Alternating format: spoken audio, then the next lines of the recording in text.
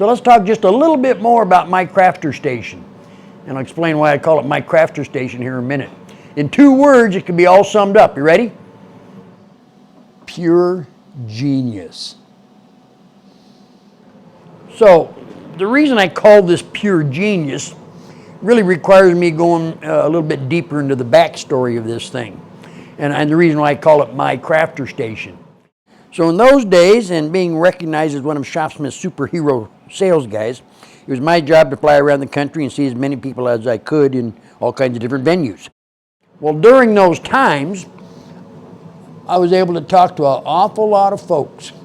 And more at that particular time, this is early 90s, I would talk to a lot of women who said that they'd love to be able to do things for themselves, mostly because they got tired of waiting on the old man to do it for them, so they wanted to do it themselves. But as nice as the Shopsmith was, a lot of these female people that are interested in doing their woodworking said it was a little bit too big for them, and it seemed a bit too intimidating. So I listened to these people. Also at the same time, the popularity of all the HGTV and DIY networks was really taking off, fueled again by a female demographic. The gals were really watching these shows, and they were determined that they could do this themselves. But again, they wanted a tool that would let them do that. Now that leads me into my first thoughts of we needed to make a machine that was targeted to that population. So enter the power station. This was the unit designed to free up your main functions on your Mark V, allow you to run your major accessories off of it. But I always thought you could add some kind of a sawing capability to it, making it then a very simple, very space-saving, less intimidating unit to use.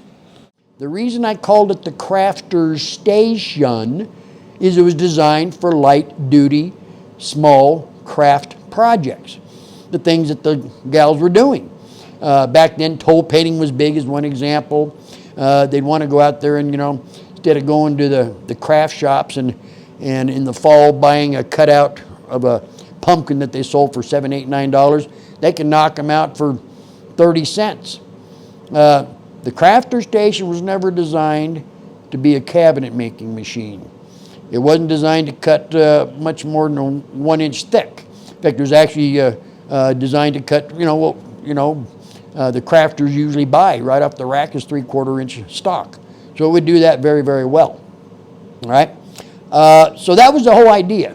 And it's important to note that the Crafter Station came with what I determined would be the most used tools for someone doing crafts. So obviously you had the table saw with the fence and the miter gauge, all that stuff. It came with the bandsaw. I mean, think about crafters, they're cutting out a lot of stuff using mostly the bandsaw. All right, and then a disc sander and a drum sander.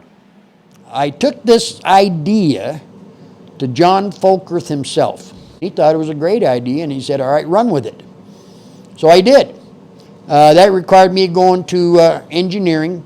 At that time, the head engineer was Dave Flora, wonderful guy, sharp as a tack. I mean, this guy could come up with anything. And I told him what the idea was, that we needed to turn the power station into also a sawing machine. So we together came up with the carriage that would hold the table itself. Of course, he designed the inserts and what have you. He had 3 inserts. And I'm not real certain, but pretty certain, that it was Dave's idea to incorporate a reversible motor and using that reversible switch. And I kind of was in charge of making sure this all got done in a timely fashion. I even designed the first owner's manual. Very detailed. In some regards, I'd have to say the owner's manual for the Crafter Station actually better than the current manual for the Mark VII.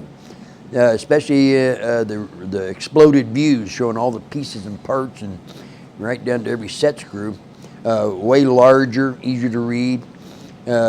Special blow-up views even on that special carriage to hold the main table.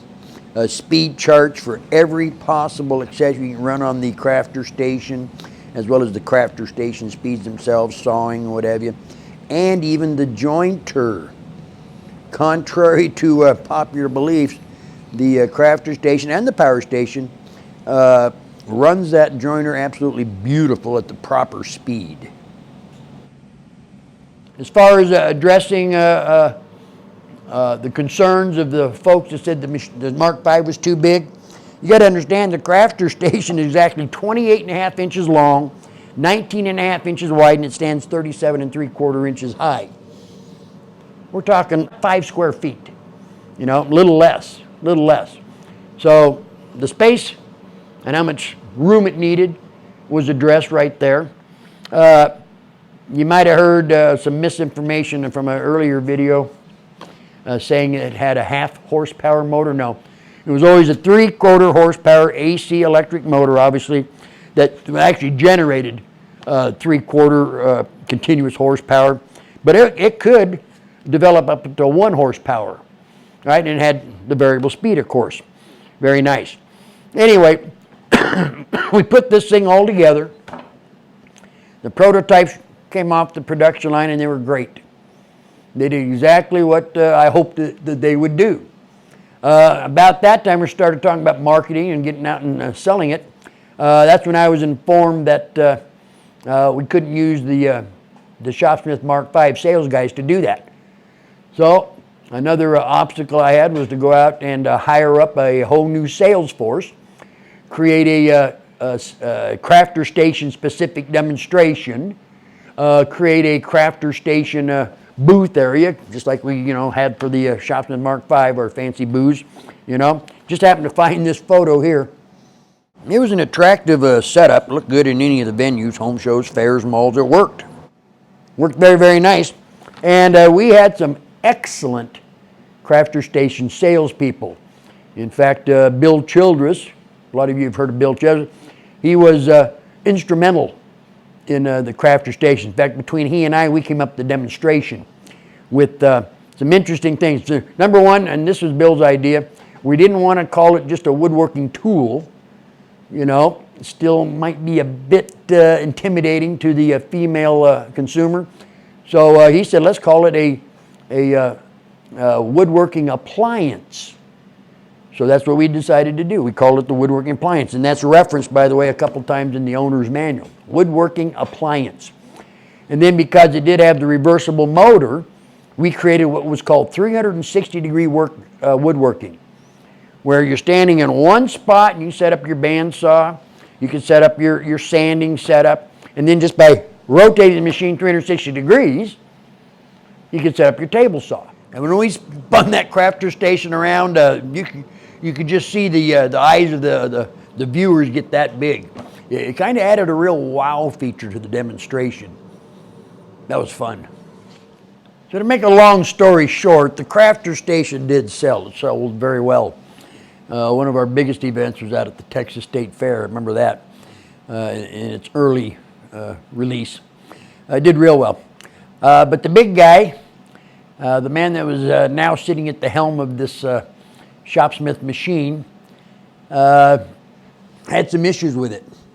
Number one, we were kind of accused of saying that the crafter station was the same as the Mark V, which we never did. How are you going to confuse a Mark V with a crafter station? And secondly, said if we weren't saying it was the same as the Mark V, we were at least confusing the consumer. And I don't know how you confuse, again, something like the crafter station with the Mark V. Anyway, it was discontinued.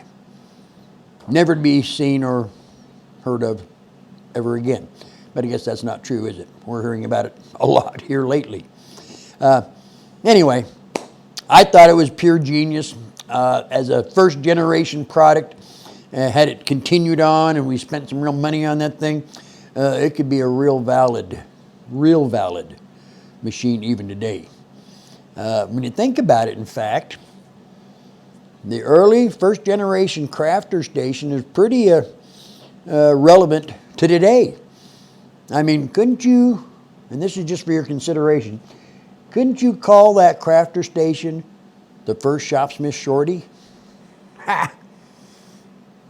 It was a real nice feature to have that reversible motor. It was certainly unique and new. But fast forward to today. One of the selling points of the Shopsmith Mark 7, guess what? Reversible motor. Enough said. Over my time, I've been lucky to come up with 2 or 3, 4 products that Shopsmith liked and produced. Second most important product I came up with, I did on my own. In fact, I even had it fabricated on my own at my own cost here in Boise. And then I shipped it off to, because it came out so good, I shipped it off to Dayton, Ohio. And I literally assembled it again in front of John Folker's office. And it was the accessory stand. And boy, that accessory stand really took off for quite a while. We sold that for many years. And then it was discontinued also, I think, mostly because the sales did drop off. I'm assuming that's why. But that's too bad too, because I had some neat ideas for a second generation accessory stand with built-in cabinets underneath it so you could roll everything around. That could have been something. In fact, as a side note, how many of you watching this video now think the accessory stand is still a good idea and might be interested in buying something like that if it was available again? Leave your comments down below. I keep referencing the big guy. Like I say, he took over for John Folker. Most of you have never seen him. I think I have a picture of him when he came out and visited me at a event one time. Let's see if I got that. Yeah, there it is. Yeah, here's a picture of the big guy. There he is. So really, after all the years of being with Shopsmith, I've had an awful lot of fun, not just out selling the machine, creating sales forces, but coming up with what I thought were great products. I still, today, think of new things to do with the Shopsmith. In fact, I've got 2 incredible ideas to change up the Mark 5 quite a bit, or the Mark 7 quite a bit, with some detailed drawings. The reason I haven't really pushed them that much, I don't know which one to start with first. What do you think? Should I start with the soft ice cream dispenser first for those hot summer days we're out in the shop? Or maybe, and this might be the best of all, the cold draft beer dispenser. So you can see my dilemma, which one to go with first, right? If you got your own ideas on which one to run with, leave it in your comments. Maybe you got your own ideas for something we can add to the Shopsmith system itself. Again, leave a comment. In the meantime, I'm Mike Young, and this is today's Shopsmith. I'm out.